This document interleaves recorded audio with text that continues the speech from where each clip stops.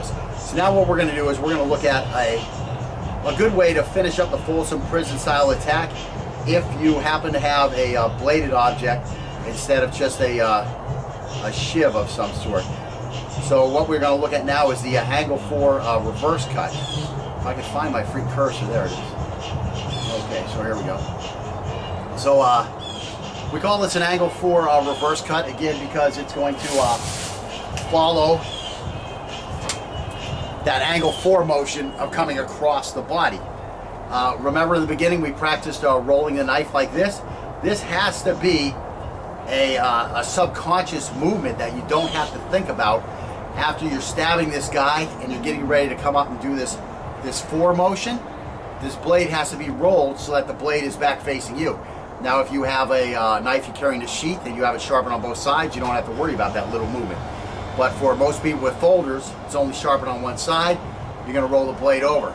I used to carry a, what was that thing? A Archibald Fairbairn, big commando type folder, specifically because it was sharpened on both sides. Now back in those days I was also a reverse grip kind of guy. But when I made my change I still had that knife, and it used to be nice for that situation. You didn't have to actually roll the blade. But in general, you know, with folders, you're going to have to roll the blade. And in general, with most fixed blades, they're only sharpened on one side. You're still going to have to roll it. And if you're in prison and you do get a piece of steel and you want to attack somebody, you're probably, as soon as you get that blade sharpened on one side, you're probably going to go attack them. You're not going to wait to get that other side. So you're going to have to roll this thing.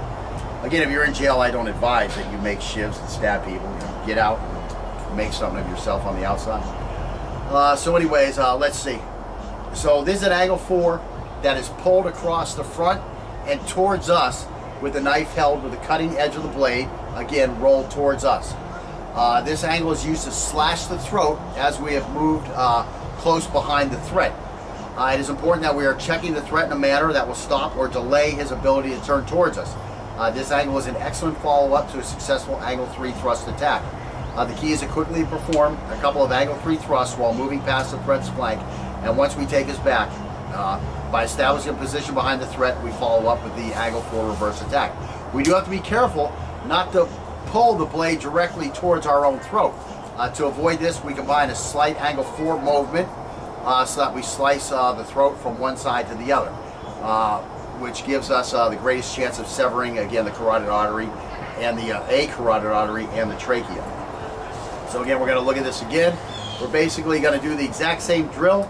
We're just going to finish up with this slash, and even if you're doing a hose knife, you have to roll it before you come up and do this. Let's see. Actually, yeah, you weren't supposed to have this red yet before the next one when we do the full one. So you're okay. Okay. So anyways, let's go ahead and do some drills here.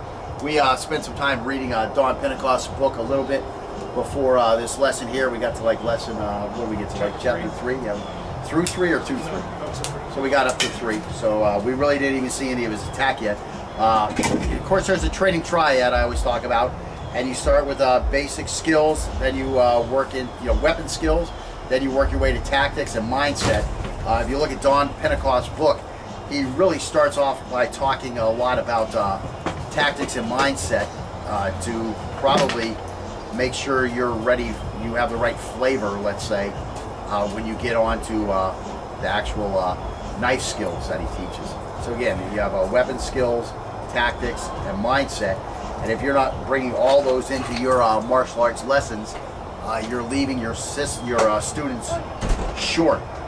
Mindset's very important. You have to talk to them about the realities of knife fights, and of course you have to have tactics, which we're kind of working on now. I start off the other way. I always start with the weapon skills, then we move to tactics, and while we're doing that, we start adding in some mindset. So again, Don Pentecost's book is an excellent tool to use to teach your students mindset while you're teaching something like a knife course. And let's go ahead and get to some of these reverse angle 4 slashes. I can't find my freedom. Angle 4 reverse. Start with this. Nobody needs your glasses. So So we're going to start with the aluminum blade so that we can in fact see that we are rolling the blade properly. So again, I'm going to have this lead forward. The knife is going to be held in the, with the rear leg. I don't want to lead with the knife. So this back here, I'm going to go first. And again, so just to go slow, I'm going to come up here, tap here, step to the outside, I start my angle 3 thrust.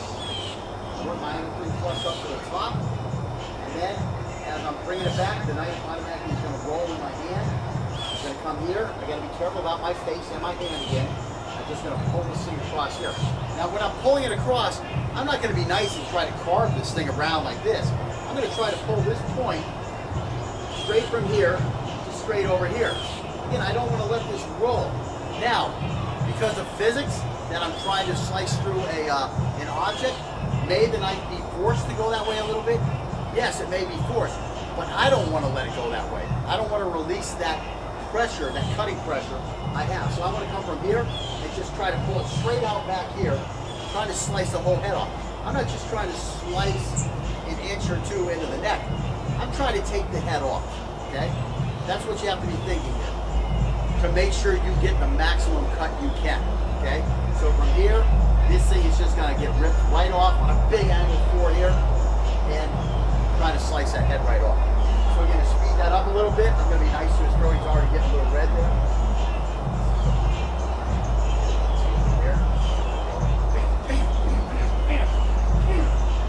That's my move there. It's gotta be up here, just ripping that thing across.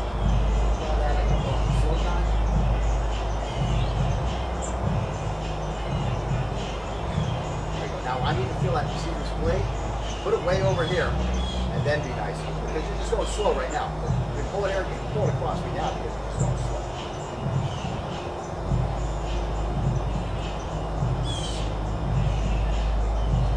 Yeah, you want this thing all the way here. Like all the way here, and then you're not slicing across. You're just trying to pull it straight through. Yeah, but I mean, just do the motion. Go ahead and do the motion.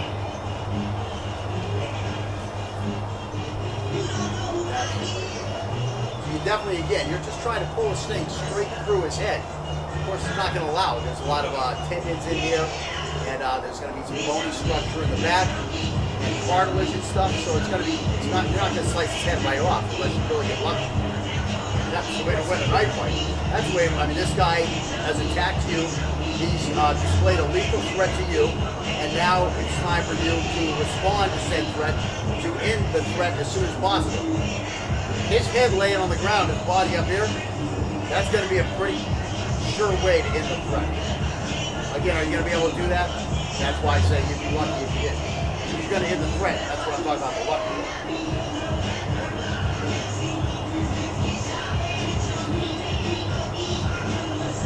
All right, let's go with the rubber knife. And again, even those cold steel plastic knives, some of those things, will really just beat the shit out of your neck. That's why I like the hose better. The rounded edge, you know, you really beat on the guy with it, and it doesn't do much. And again, you put a little bit of that pipe insulation on it, now you really get it. It's gonna make it red. I mean, yeah. When you look how red the neck is already, here, come show them your neck too, because I can't really see mine. I mean, that's from the aluminum going across just a couple times. This isn't gonna leave that kind of mark. I mean, plastic will do the same thing. So, you know, you don't want to beat your training partner up too much. You know, he comes home and now his wife thinks he's got a girlfriend tying him up or something, you know, then he won't be able to train. Yeah, I got hung up there a little bit. I got hung up on my roll, but I made sure I rolled before I cut. Motherfucker!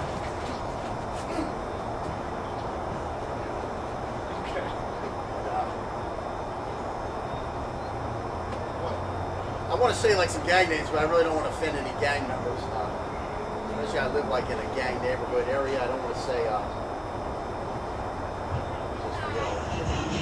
yeah, already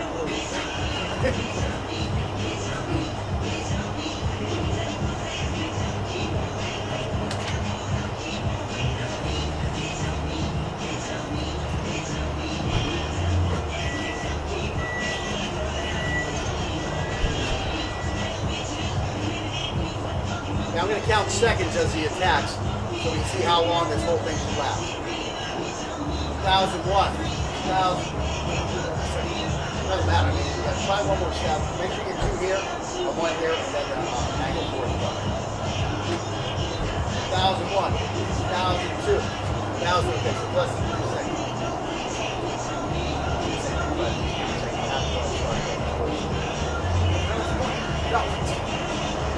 So I mean, you can get this done well under 3 seconds.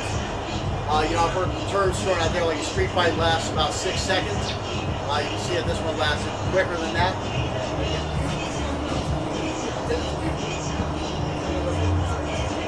And again, there's nothing wrong with when you get ready to throw that number 4, that reverse 4 slash, just to freaking slam his head one time, and then cut him. You know, you don't have to be nice. Just in your girlfriend. I mean, for some of you might treat your girlfriend like that. She might like it. She might be. I'm just saying.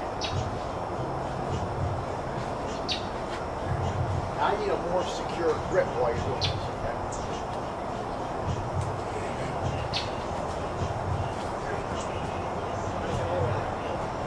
And again, that's why I just like to. It's like in here. Like drop your head here. Grab the fork.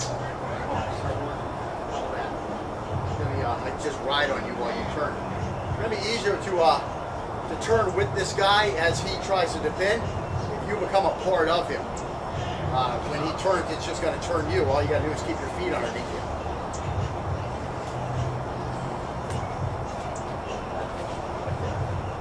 Put that chest right in there. Yeah, I got my feet away from him, so I don't want my hips on him. Because I want to have room for my legs to move. But I'm leaning on. I'm trying to put weight on him, and I'm trying to pull him towards me, and then I'm going to be able to take this much easier.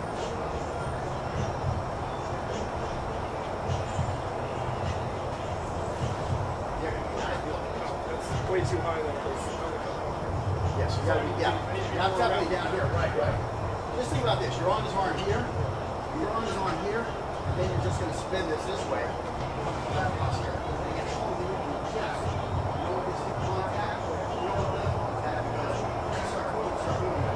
I want to still be able to get my feet underneath. The only way I'm going to lose my footing in this situation is when you fall. But again, I'm going to fall on top of you because my weight is on top of you. I definitely don't want to fall underneath you in any way.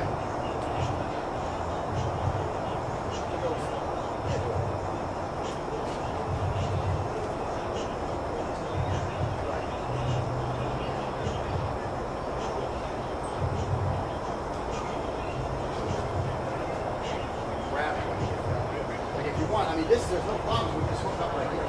This hookup is pretty good. I mean, try to turn towards me. I mean, you just can't get turned towards me enough. Right, yeah, that just makes it easier for me. So try to put your shoulder on my back. So here, I'm still getting you with this blade. Right now, worst case here, I come down here like this. And I start here. So there's lots of things I can do. That's what you always want. You always want as many options to help you advance your position than to allow him to advance his position. Yeah, always it's always low, that low center of gravity. Now here's one thing. In training, a lot of times, you'll stand a little high, you'll stand a little high, you stand a little high. I'm going to go back and refer to one of Fairbairn's manuals. I think it was Shoot to Live. He talks about they were making an assault on some gang headquarters in China, right? And so when they came in to make the assault, it was at nighttime. So they come in and they make the assault and they make all the arrests and stuff like that. And of course they came in the back way when they made the assault. So when they left the front way, that type of stuff. So the next day they come out and they're looking over the crime scene. You know, now the light is out. Because in the old days you didn't have all flashlights you could bring in and everything. So anyways, they're looking at the area where they came in, and they noticed that there were wires hanging across. Like at, you know, neck height, there were these wires hanging across. And they were like, wow, who put those wires up today? And so they inquired around, they found out the wires were always there. The wires had always been there. So one thing I don't get on students a lot is if they're standing up high while they're first doing techniques, because believe me, when the shit really hits the fan, and this is the whole aspect of point shooting, you know, being down here like this instead of trying to be up here shooting like this, when the shit hits the fan, you are going to be like this. It's instinctual. It's very, very, very hard to train out. Probably with the martial arts, when they're doing all these stances and stuff like that, more than anything, they were trying to train out this instinctual thing. What you really need to do is you need to bring that instinctual aspect into your training and have it a part of your training. So he's saying, oh, so I need to bend down more. And I'm like, yeah. Now am I jumping on him about standing up too high? No, I'm not, because I know when the shit hits a fan, just like those guys, when they knew they were going into combat, all of a sudden, guess what? They were all down low, and that's why nobody hit the wires. They all went underneath those wires. Those wires were used for drying stuff during the day in the area where they were coming into. So those wires were always there, but nobody hit them because nobody came in like this. They all came in like this because it was real, okay? That's one of the big things. You train your martial arts and you're trying to force yourself to do stuff that's not real. That is a negative aspect. And that's one of the big things that I got John Pentecost was pointing out, is a lot of the stuff that you do in your training, it's not real, okay? You got to get to what's real. What are you really going to do when the shit hits a fan? That's what you want to program in. So I digress. Oh yeah, believe me, when we were in between the two things doing that thing, there was no problem with either one of us being nice and low. When we chase each other back and forth here and you're finally moving fast, you're low. I mean, it's just the way it is. It's just the way to move. I mean, look at the MMA guys. Look at wrestlers who do great in MMA.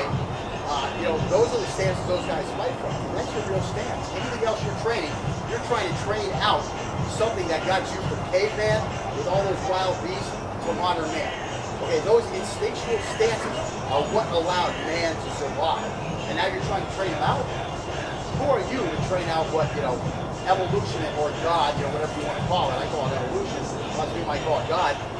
Put in as your survival mechanism. Now you're going to try to train all that out? That's foolishness. That's why, you know, even though we did all this stuff here, and that's why I always go from this stance, and I don't go from, you know, one of these stances, do modern isosceles stance, because you ain't going to be in a modern isosceles stance unless you have time to train, you know, 20 hours a week on fighting from that modern isosceles. And you better do some of that with force on force, with sinuation, and be able to do it in those situations also. Because if you don't, you're trying to train out of instinct, okay? It's just too hard, it takes too much time. An average guy is never going to have that much time. So why not get here? Sure, we're standing up high while we do a lot of our drills, but I also made you do some low while we're doing those drills, because I wanted you to experience what you're probably more likely going to be in when the shit hits the fan. And I've been in there when the shit hits the fan. And believe me, your shoulders are so high, your head is turtled so low, and you're down at making as small a target as you can.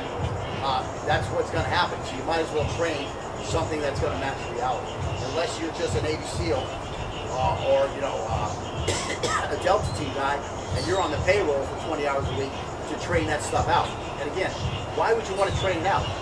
Well, you're up a little higher, you can see a little better, you know, maybe you rotate a little better, maybe it's an easier way to get rid of the tunnel vision. All valid points, but you have to have the time to do that. Don't just start training that stuff because some ex-Navy SEAL or some ex-Marine Recon guy is saying, oh, this is the way you should do it. You have to realize, do I have the time to ingrain that in to my training or not?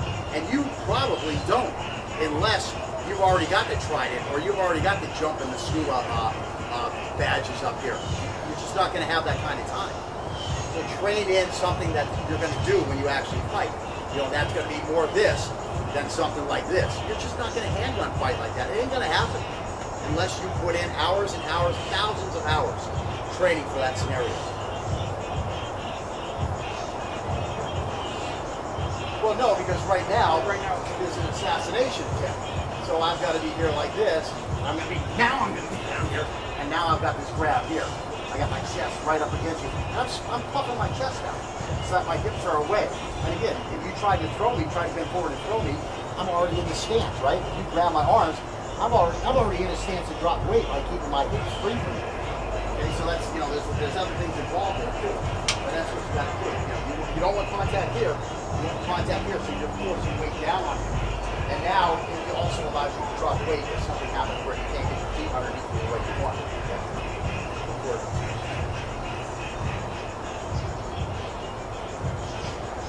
So now when you come around here, you know, show me that you want to send me off to my final resting place with a little love. So give me a little hug, okay? Not really, you're trying to keep it from escaping. Yes, now I feel the pressure on my back, which is what I want to feel. So this is a fight for your life, okay? I mean, you're in control right now, but you want to maintain that control. And that's where that control comes from.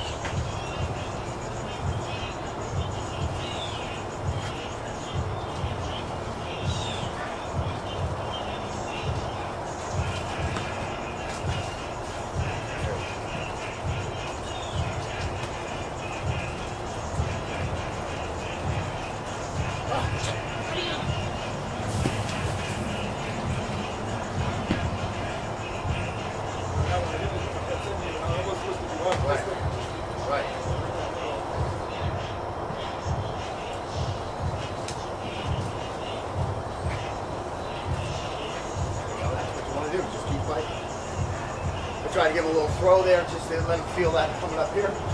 He's able to drop down into a fence. So that's not the only thing I've really got. Is trying to get a hold of that arm. I mean, this arm here.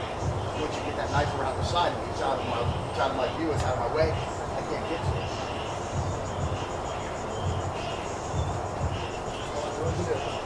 Try to protect that carotid and try to get a hold of this hand. This time I want you to come around my leg, and then start stabbing my leg. My leg and my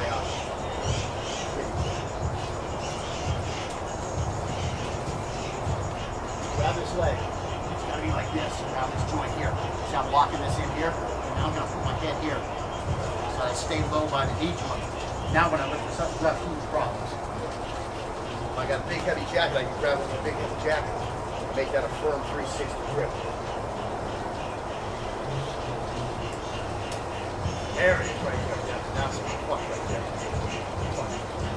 Now you can take me down if you want. You gotta drop and start stabbing. And again, going to the ground when you're in a knife fight is a bad idea whether you've got the knife or not. You're just too immobile at that point. I mean, what if this guy has, you know, just a grip or two of Brazilian Jiu-Jitsu, and he gets you down, gets you to guard, and rolls you, now he's on top of you. And now he can start raining down the haymakers. Maybe you get a couple more tags on him. But if you're not getting a good tag where he's going to, I mean, the best case you can hope for is slash his carotid and he's still got 15 seconds on top of you, pounding you. If in 5 seconds he knocks you out, now he gets a knife, and he's got 10 seconds left of his life to your life.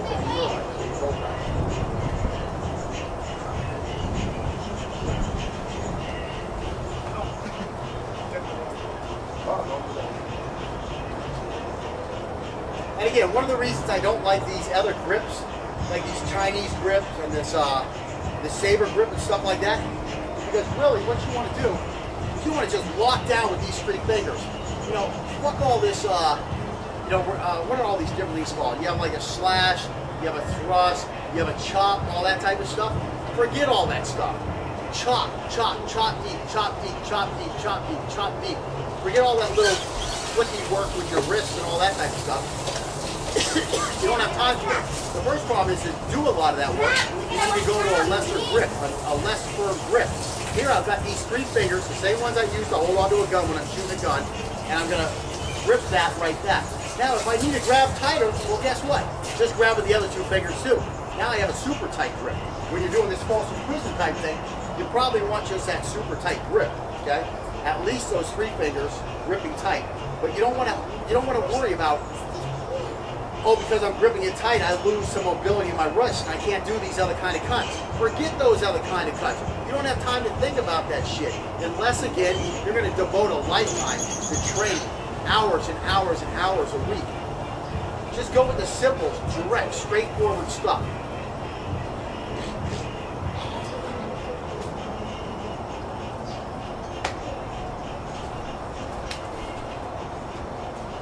Yeah, just keep it just. When this goes up here. Yeah, if this goes up here, just stand 10 times right there. I mean, you're still going to get the carotid. You know? I'm just protecting my trade. You still get that carotid.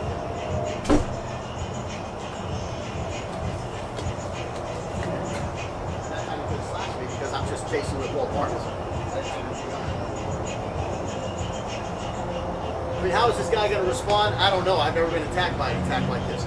Awareness is my biggest thing that keeps me from ever getting a chance to try a lot of this stuff. Back in the day, when I was younger, I went out looking for fights. I was the predator. But never had a guy come up and try to assassinate me with this kind of thing, so I don't have any experience of how I'm supposed to act when I'm the attackee.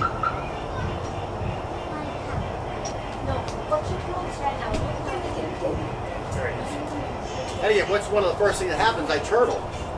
You know, that's your worst case scenario. You just got to get a turtle. Well, I'll just bring it across over here and slash over there. All right, so that's the so we have the angle 3 thrust, and we have the reverse angle 4 slashing motion. And let's see what else we got. Might be it.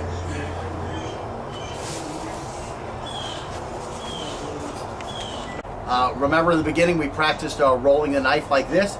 This has to be a subconscious movement that you don't have to think about after you're stabbing this guy and you're getting ready to come up and do this 4 motion.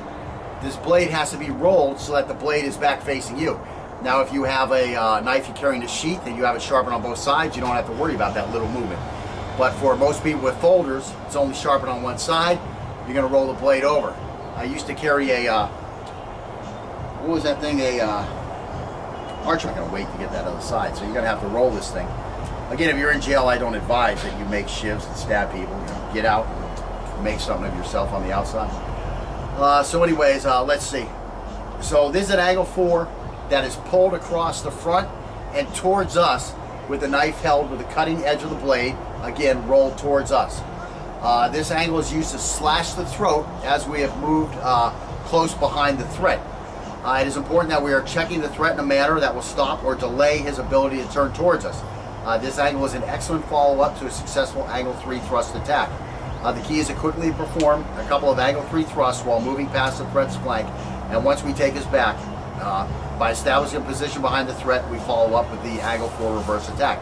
We do have to be careful not to pull the blade directly towards our own throat.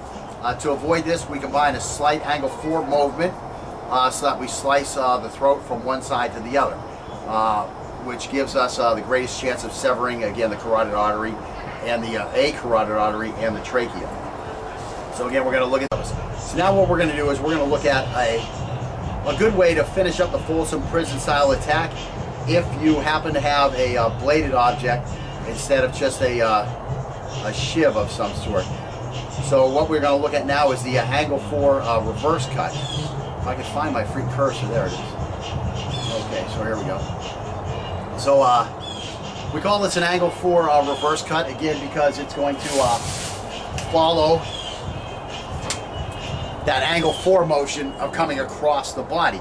Well, Fairbairn, big commando type folder, specifically because it was sharpened on both sides. Now back in those days I was also a reverse grip kind of guy, but when I made my change I still had that knife, and it used to be nice for that situation. You didn't have to actually roll the blade. But in general, you know, with folders you're going to have to roll the blade, and in general with most fixed blades, they're only sharpened on one side. You're still going to have to roll it. And if you're in prison and you do get a piece of steel and you want to attack somebody, you're probably, as soon as you get that blade sharpened on one side, you're probably going to go attack them. You're not